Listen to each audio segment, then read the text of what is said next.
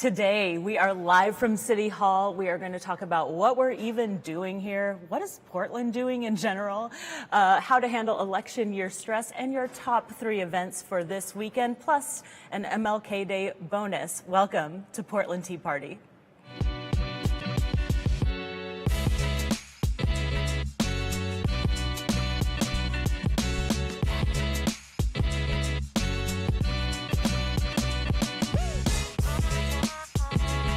Welcome to Portland Tea Party. My name is Ciara Pressler, and this is a brand new show. No, not affiliated with a failed experiment at a new political party several years ago. This is the show about Portland, about hot drinks and hot gossip, and where the party's at. Listen, I care a lot about Portland. I live here, I work here, have a business here, I own a house here, and I want Portland to be the best it can be, but let's not play, all right? Portland's had a rough few years.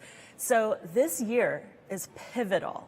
And whenever I have conversations with my friends about what's going on and who's in leadership and all of that, you know, we'll have those typical conversations where we're opinionated, but a lot of times they're operating off of information that maybe isn't complete. And it's not because they're stupid, they're very smart, but they're busy, right? And they're going with whatever media sources that they have. And so sometimes I'll explain, oh no, it actually works this way. How do I know? Well, I have a company called Pregame, and we do strategic planning and executive coaching and team workshops for businesses, but also for nonprofits and for the government. In fact, Portland City government is one of our biggest clients, and we've worked with almost half the bureaus. And so I've had the chance in the last few years to go behind the scenes, to meet the people who are actually in leadership, making decisions that affect our lives. And I'm actually really encouraged. There's awesome people behind the scenes. And I thought, what if I introduced them to you?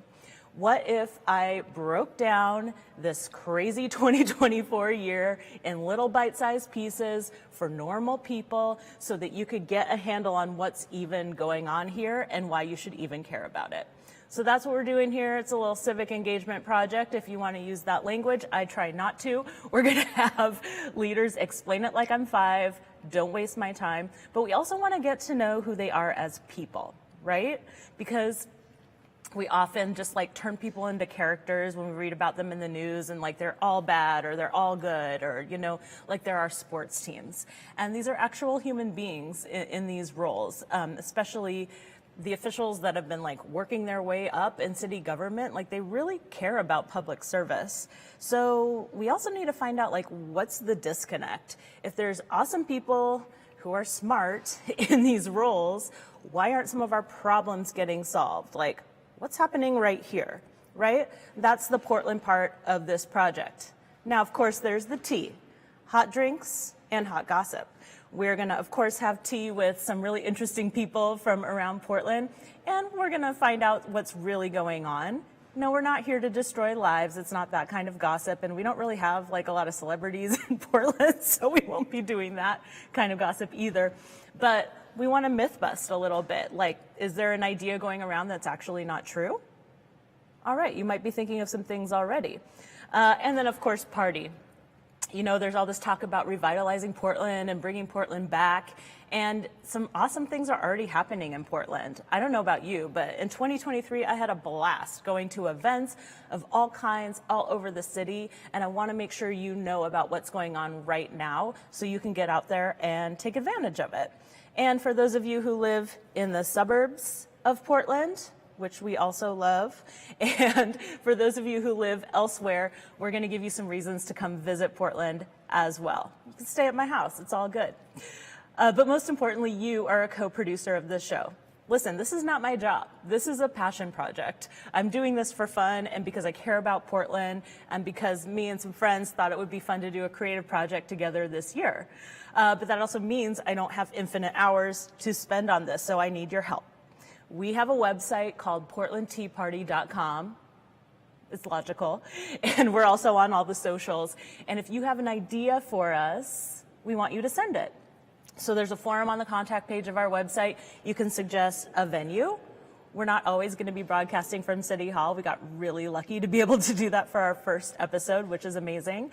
But we want to go to different local businesses, local venues, and see what's going on throughout Portland. And we have the ability to travel. So if you have an idea for a place we should shoot from, definitely let us know.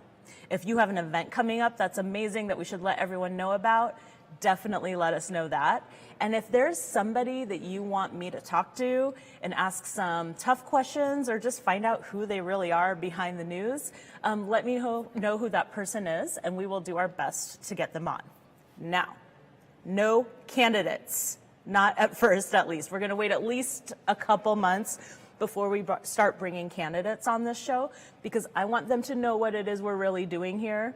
I'm not going to send them a bunch of questions in advance, and it's not going to be just about talking points. I want to know what they're streaming on Netflix. I want to know what they do when they have a really bad day. Again, we're about talking to humans and getting to know each other and bringing a little civility back to Portland, chipping away a little bit at this polarization that's happening throughout our country, and making it easy and fun. Are you with me? Okay. Let me tell you a little bit more about myself. Again, my name's Ciara. I grew up on the west side. We moved to the Portland area when I was 10 years old. And I grew up in Beaverton before it was like, now people are like Beaverton. And I'm like, no, it was just Beaverton then. But of course, we spent all of our playtime in Portland. And when I moved away, I would always say, I'm from Portland, would come back and visit all the time. But I was gone from college on for almost 20 years. And then I moved back, right? And I was a whole different person when I came back to Portland. I started a business here. I started making all new friends and getting involved in different organizations. And so I had some opinions about what Portland was like after living outside of our bubble. And I think Portland's amazing. I'm totally in love with Portland again. But Portland, you also need an intervention, right? We're not doing amazing. We're not at our absolute best. And we need to glow up this year. So there's going to be some real talk. Now, I know some of you don't like it when people have left Portland, and some of you don't like it if people move to Portland, but we're also going to grow up on this show and have real adult opinions about things. So I will be pushing you to think about the gray areas and the nuance and expand your mind a little bit, and I promise you I'm going to do the same. If we bring somebody on and they challenge an opinion that I have, I'm going to be open to changing my mind, and I want you to as well. All right. So here's what's going on in 2024. This is a little bit of tea, a little bit of Portland. So today we are very lucky to be streaming live from City Hall, and I wanted to do that so I could show you what level of access we're trying to get. Now here in the City Hall building, we have offices for all the kind of electeds and the offices that are under the mayor. And we'll talk more about the structure in a different episode. I don't want to overwhelm anybody today.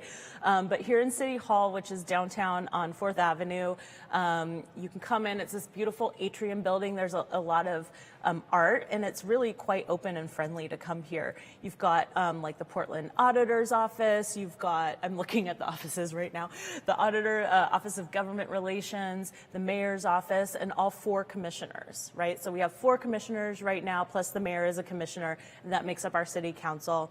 City council chambers are also here, except they're closed now for renovation because next year, the whole government is getting a makeover. I love a makeover. It gives me a sense of control in a world full of chaos.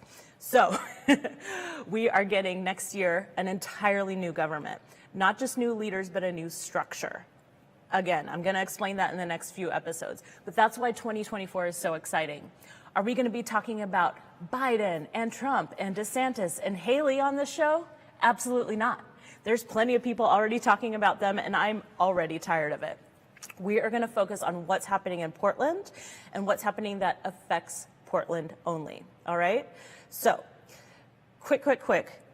We voted on charter reform last year, and we voted it in after a couple times of not voting for it. And charter reform means we're changing the structure of the city. So instead of 1 mayor and 4 commissioners, which is kind of like having 5 CEOs over groups of bureaus, which is, you know, has its pros and cons, We're going to have a separate city council with 12 people, and then the mayor's over here, and then we're going to have a city manager, and then they're going to be managing all the bureaus. Some of the advantages of this, in my opinion, are that the city councilors can really focus on representing people. Now, previously, they only had to represent the whole city, but now our city has 4 districts, and I bet you may not even know which district you're in. So again, we will talk about this so that you know, but now we're going to have city council that is representing all of Portland so that, you know, certain areas of Portland, west side, downtown, don't get prioritized over something like the east side beyond 205. I'm really excited about this. We're also going to vote a different way, but, you know, part of the like popcorn eating game of this year is that everybody's out of a job. That's right, you're out of a job, you're out of a job, you and you. Those are the commissioners' offices. We already know 3 of the commissioners are running for mayor. We don't know yet what's happening with Dan Ryan. Looks like his office is closed today, so we're gonna watch and see what's happening with that. But Mingus Maps, Carmen Rubio just announced this week, Renee Gonzalez, all running for mayor. Ted Wheeler, our current mayor, has said that he's not running. So we're going to have to talk to him and see what he is going to do next, because he's been our mayor for a really long time. And I'm sure he has some brilliant lessons that he's learned along the way. So we want to hear from him too and see who the guy is behind the news story. So that's kind of the scene we're walking into here in 2024. And it's going to be a roller coaster, right? Because we also have those 12 city council seats open. So everybody's running. And we have a congressional seat open at the federal level. Everybody's running for that. So, you know, it's a cool thing. You can run if you want to. There is all this information online. If you go to the city website, it tells you exactly how to do it. If you want to be on city council, you absolutely can. I think last time I checked, they're going to make $140,000 a year, so it's not a bad setup. So go on to portland.gov and check out information about all of that if you'd like. I am not going to run for any offices. I'm going to sit here and help you understand why all of this matters to you. I prefer sitting where I sit, getting to work behind the scenes with our leaders. And I'm going to pass some of that benefit back over to you. So the last thing I really want to cover in this show is, you know, what's working, what's not working, and who's working on our problems and how. So some of the big problems we all can acknowledge that are really challenging right now is like housing, both homelessness and the availability of housing, especially affordable housing. Who's working on the problems with people who have to live on the street, with addiction, with mental illness, with emergency response. You've seen little snippets of this in the news, but unless this is your full-time job, it's just really hard to know everything that's going on. So again, we're gonna break it down and tell you the essentials so you can get out there and do what you wanna do to interact with it. Okay, Portland, it's time for an intervention. I have opinions, and this is an opinion show. I'm not a journalist. We'll leave that fine work to the people of the Oregonian, OPB, and et cetera, and we'd love to have some of them on to tell us how they approach their work. But I've been thinking about this a lot for a while, and this comes from my perspective, you know, for what I do professionally with strategy and trying to solve problems and engaging the community. But it also comes from my experience working in other communities, other cities, paying attention to what's going on around the world. And I have a few ideas for how we can fix Portland. Now, these are not policy ideas. These are not about like building something specific. I'm not even talking about the price of housing.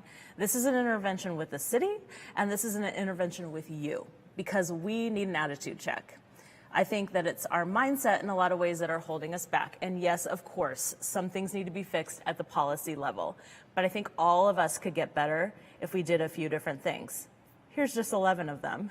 The first one is that opting out of participating at all, it's still a political choice. If you say like, I'm just not gonna vote, or like, I'm frustrated by anything, so I'm just not going to be involved, guess what? You're still affecting what's going on. If you don't vote and the candidate you don't like wins, you are part of that problem. All right?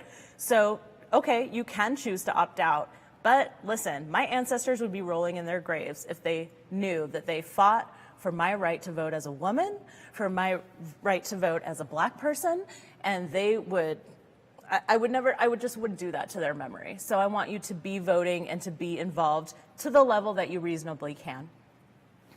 2, Portland, I need y'all to stop being passive aggressive.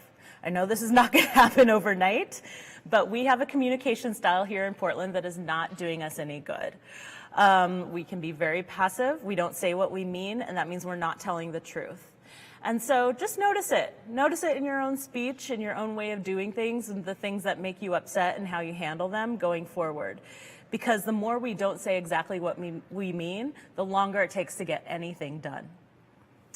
3, we need to elevate results, not ideas. All right, so we're a smallish town still, so sometimes when somebody has an idea, it feels really exciting and it feels like news. But often we get into the bad habit of celebrating these ideas instead of looking at the receipts. Did it actually work? Was it actually a good idea when it went out into reality? I'm talking about businesses, I'm talking about nonprofits, and I'm even talking about government initiatives. I think we're a little too easy on ourselves. With that, number 4 is progress over perfection. We get stuck in process, and I think for a good reason. We want to be inclusive, we want to be equitable, we want to be fair, we want to be thorough, but in that process, we take too long to make decisions, we take too long to test things. And so Portland, we need to start publishing and launching, because launching is better than perfection, and we can always iterate and change things. But there are a lot of really great ideas that never see the light of day in Portland because we take too long to actually try them. And they get stuck in committee, or they get stuck inside your own head. You might have an idea that's amazing, but you never do it because you want to do it perfectly. And I'm talking to myself here too, because we've been talking about doing a show for a year, 2 years, and we never did it. Part of it is we needed the right idea and the right year, but also part of it was just being afraid to put ourselves out there. And so I'm doing it, and if I can do it, you can do it too. Number 5, criticism is healthy. Now this goes along with the passive aggressive thing. We don't say what we really mean, and we don't give good feedback. And I'm not talking about trolling, and I'm not talking about comments online. I'm talking about like professional criticism, right? Like we can't get better without constructive feedback, and that might be if you're doing art and having an art critic there. It might be if you're putting out a new business and you're only going to people who are going to tell you you're doing great, and then a year from now you're broke because nobody would tell you the truth, right? Criticism is healthy if we actually want to be successful and if we actually want to be a world-class city, or even just a US-class city.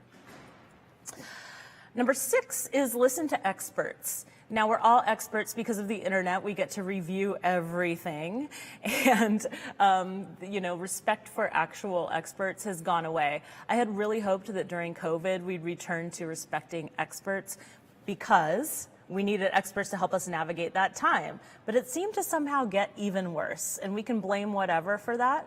But there are people who have spent, let's say, 20 years and a doctoral degree figuring out how to fix housing. What if we listen to them instead of us all thinking we just had the right solution because we thought about it for 2 minutes and read one paper, right? The same way that you're going to go to a doctor if you're sick, let's listen to the experts about what they know, and let's not listen to the people who are not experts. Number 7, to that point, we need more journalists in Portland. I don't know how to solve this, but let's fund journalism. Let's get more people out there reporting. I'll hear about things going on that I'm like 99% sure are true, but they never see the news. And it's really because we don't have enough journalists that have enough resources to go out there and do their good work. I'm a big fan of really good journalism, and I know we have great journalists here. Let's support them, and let's pay for their product, and let's find out how we can get more journalists here reporting on the things we need to know. 8, get out of the bubble. We in Portland are in a very unique bubble. No other city is quite like us, and other cities are surpassing us in things we think we're really good at. Let me give you an example. Portland's all about the food carts, right? And I'm not saying any one food cart isn't awesome, but food trucks, food carts, food cart pods, like, great. Portland still advertises that it's the best. But I've been to other cities and their food cart pods, they may have gotten the idea from Portland, but guess what? They keep improving it, and now their food carts are better, and their food cart parks are even better. There's live music, there's a park, there's a jungle gym for the kids to play on. So a very small example, but getting out of the bubble so you can see things objectively is super healthy, no matter what you're trying to improve. All right, 9 is welcome new people. I don't know why y'all have to say you're a 4th generation Portlander. None of us can control where we were born. If you love Portland, you love Portland. If you move here, you chose to love Portland. Let's welcome people from other places. You can't say that you're pro-immigration or that you welcome people from other countries when you won't even welcome people into your city. All right, so get that lined up. If you don't want to live in a city that's growing, go to a city that really sucks, because Portland's going to keep growing because Portland is awesome, so people are going to want to keep moving here. That's just the facts, all right? So you can either complain about it, which I don't advocate, or you can go somewhere that will never grow, and then you will hate it because it won't be fabulous. So if you're going to live in Portland, you have to accept that other people are going to want to live in Portland too. All right, 10. We're going to grow up here together. We're going to live in the nuance, in the both and, in the gray areas, and we are going to see that, sometimes this is true, but this is also true, and so we might have to end up sort of in the middle. And last but not least, number 11, we're going to learn to drive better. Y'all need to drive better. Every time I go out, someone doesn't have their lights on. Turn your lights on when it's dark. It's raining. I can't see you. All right? Merge, make a signal before you. We need to have someone from the DMV on here. Mike, okay, great.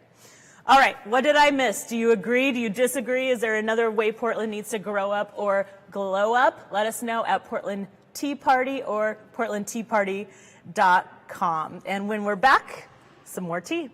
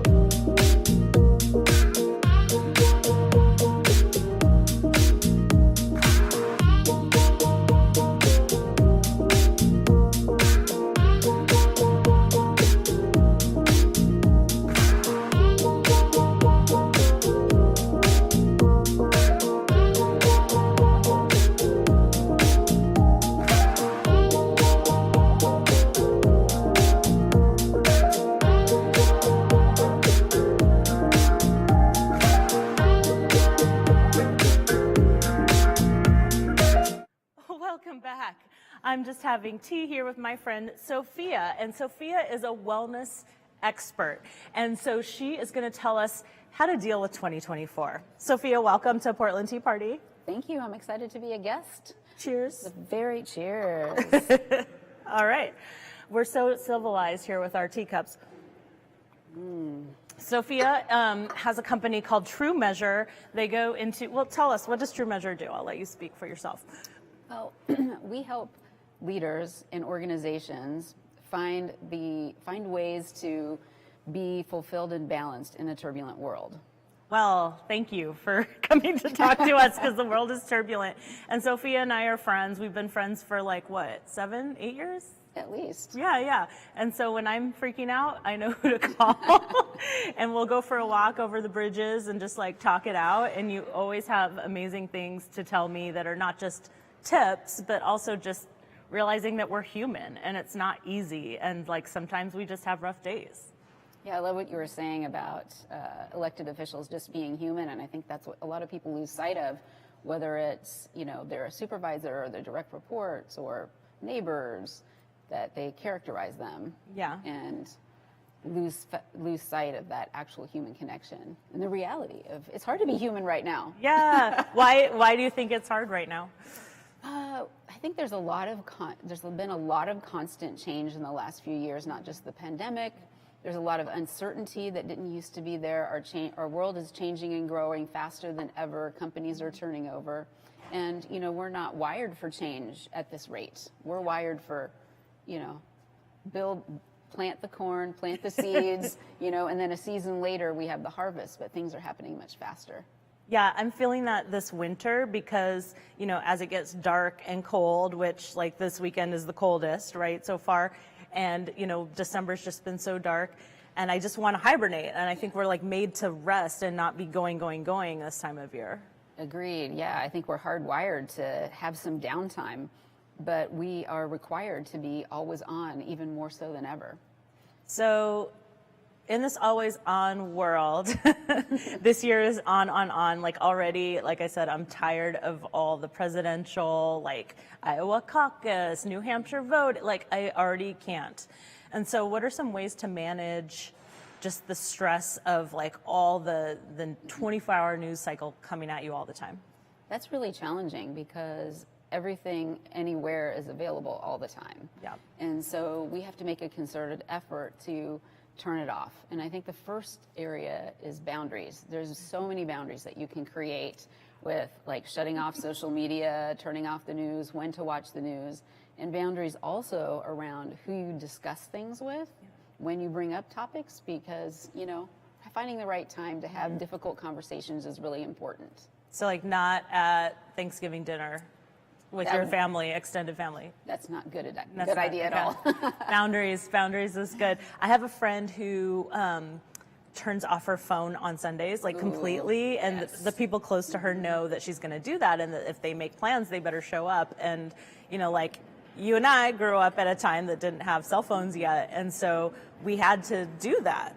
And people who do like a digital Sabbath or things like that, they say that it totally changes the game with their calm and their sense of the passage of time. Do you know people, or do you advocate that people do something like that? Definitely. It may feel like a huge reach to shut your phone off all day one day on the weekend. So you could start with a really small step.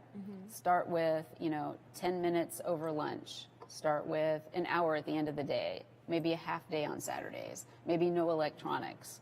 And then I think the way to make that work is finding a replacement activity. Okay. So find something else to do. Do you like reading? Do you like walking? Do you like hiking? Replace it with something else.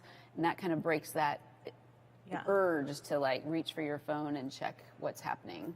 Is it true that we get like a drug from looking at our phones, like a dopamine hit? We do, absolutely. Yeah. It's designed that way. And social media, algorithms are designed to take advantage of that. So get you hooked on coming back. And it only benefits the advertisers on these platforms and the platforms themselves. It's not designed with your well-being or mine in mind at all, or our mental health. Yeah, because if this show had like a ticker tape going and like flashing graphics and everything, well, we will have some flashing graphics for you. But that is going to be also like a video game and like making you feel a little addicted to it, right? That and all of that stimuli makes you feel excited, makes you buy, decide to buy more, which is what websites want you to do. But that energy, think about that energy, it's go, go, go. It helps support that always on mentality. And so you may be off work, but you're still being stimulated to engage in, like you said before, our bodies and our brains were designed to have rest periods. Yeah. But if you are one of these people who takes downtime, like, please don't be all smug about it. Like, yeah, we get it. You don't own a TV, but like, you're not on Facebook, but just do it and set an example, and then other people will do it. Okay. Right. Yeah. I love what you were saying earlier about being the many different ways that you could be more inclusive with others. And one of them is accepting other people and where they're at. Yeah. And I love what you were saying about, acknowledging if people move to Portland, they love it here. Yeah. If somebody is making an effort, like one small step to improve their lives, and they like you have all day electronics off and you got your kids to turn off their iPads on Sundays, but they're struggling, don't make them wrong. You don't. It can be easy and fun. It doesn't have to be like torture to do Exactly. this. Yeah. And to your point about being inclusive, like where people are in their journey, I think is really important. Like as long as people are trying, let's help them.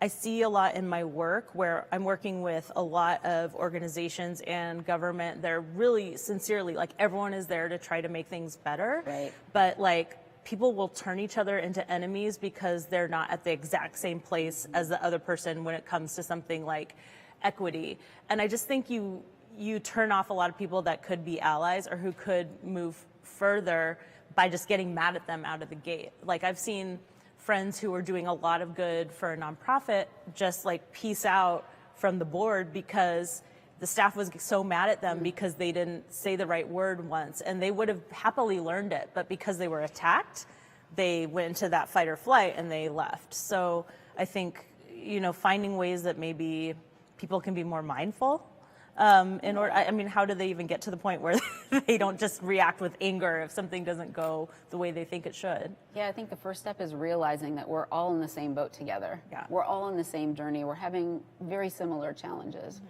And that's that compassion for our common humanity. It's like you might be in a position of authority and power, but you have the same challenges that I'm having. Yeah. With day-to-day managing day-to-day life, kids, expectations or demands. And then it's that pause of just recognizing our common humanity that makes that space for more compassion and empathy. Yeah, and more friends. Because if you're Yes. having a party, you might not have a big enough guest list if you're just mad at everyone all the time. Yeah. Right? Making room for other people to be human.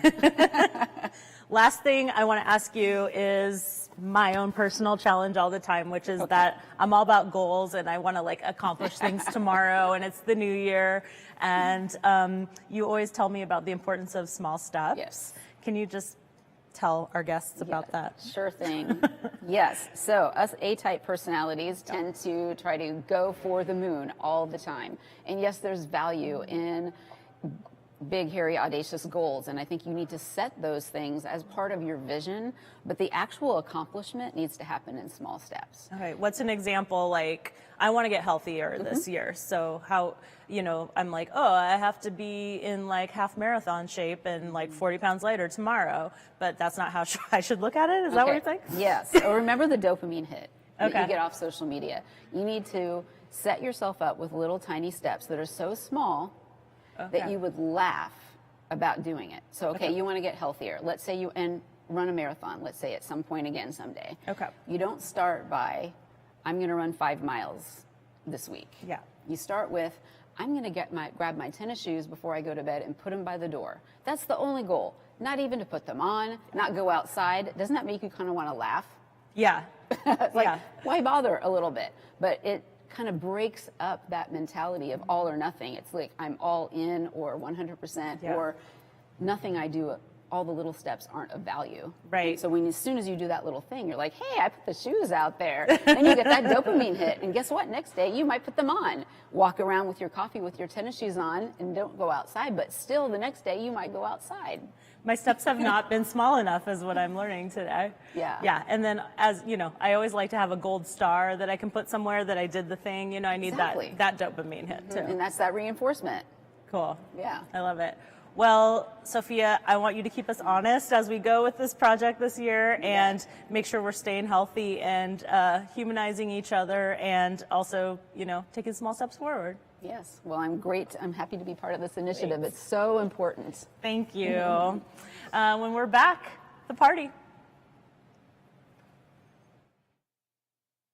Cool.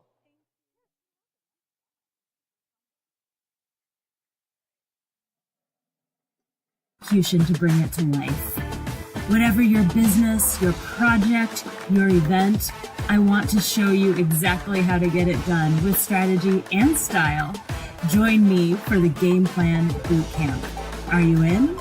Game on.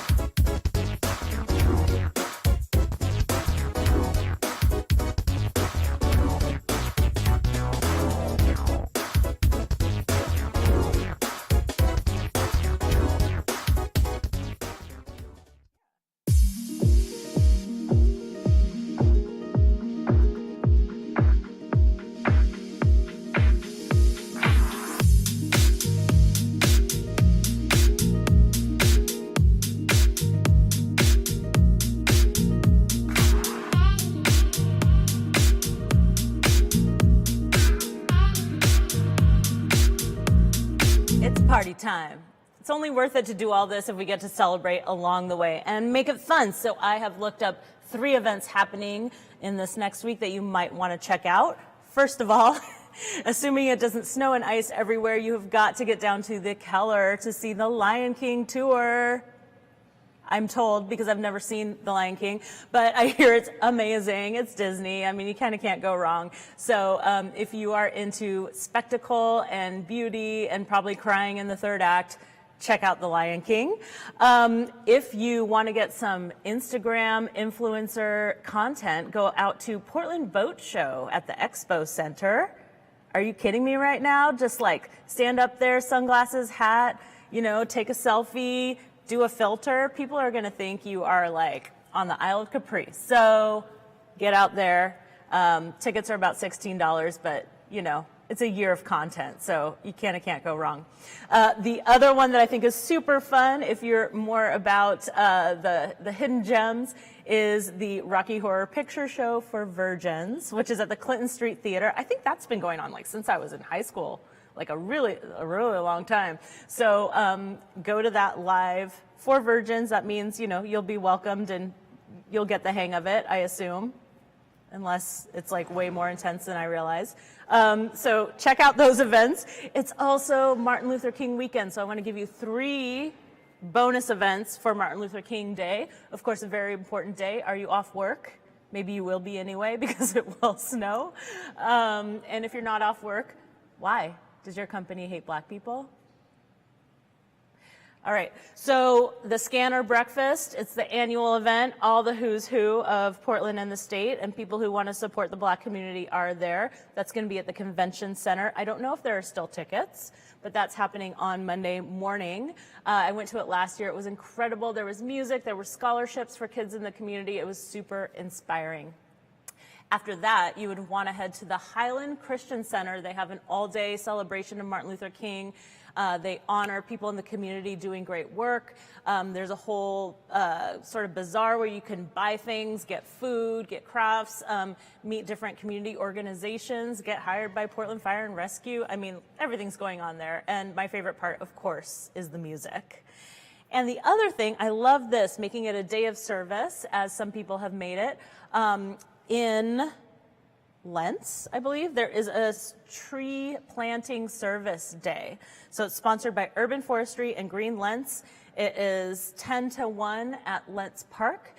So that's a way that you could get out there and give back on MLK Day. All right.